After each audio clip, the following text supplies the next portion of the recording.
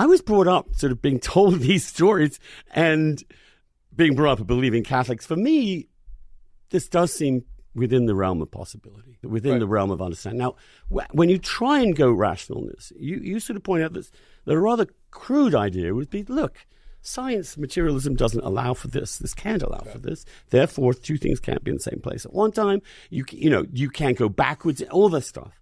Explain to me why you think, insofar as either of us could even begin to understand this, why quantum physics really did suggest that our world might have these these mysteries built into its very nature.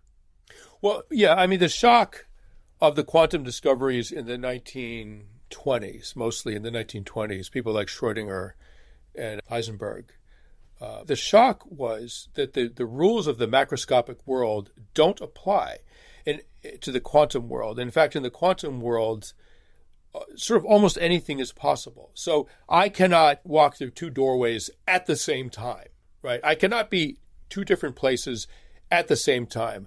I cannot communicate instantaneously with someone else on the other side of the universe, right? Which instantaneous is faster than the speed of light. Like, these things are not possible. But in the quantum world, they are possible. And this is where consciousness plays a very crucial role, a mysterious role.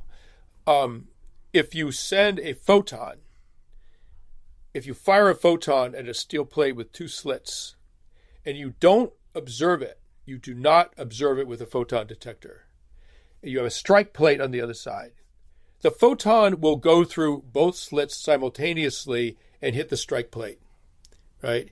If you observe it, if a conscious being observes this process, the photon is forced, it cannot do the impossible while a conscious mind is watching. It is forced to do something conventional, which is to pick one slit and just go through that, right?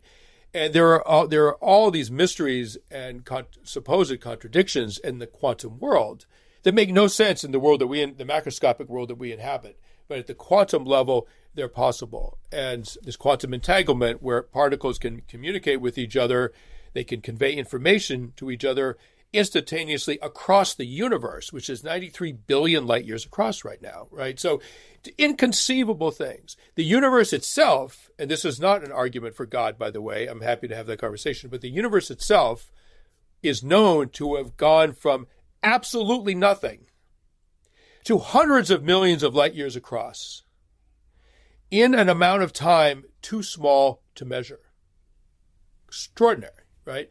So, as I say in the book, the odds of the universe existing are, let me get my numbers right, 10 to the minus 230.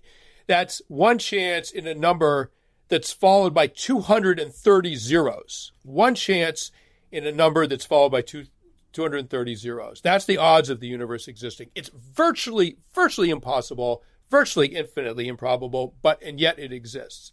So if that can be true, then all kinds of other weirdness, there's nothing weirder than the universe itself existing. There's all kinds of other weirdness that we also cannot understand, cannot explain, and yet they exist. And some of these mysteries around dying and consciousness might be one of those. And I'll end with this. The theory about consciousness is that it's possible, there's a conversation among physicists around the idea, something called panpsychism, that consciousness is part of the physical universe the way gravity is. It suffuses the entire universe and creates the form that the universe takes. And without consciousness, the universe would be without form, right? The universe exists because there is a conscious observer. And it sounds absurd, it sounds like a tautology, but consciousness creates the quantum reality. Without consciousness, quantum reality is all things.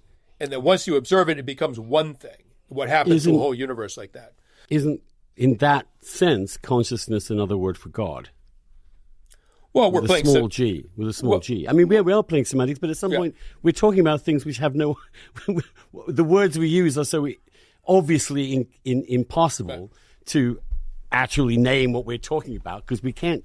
The whole possibility of I prefer the term godness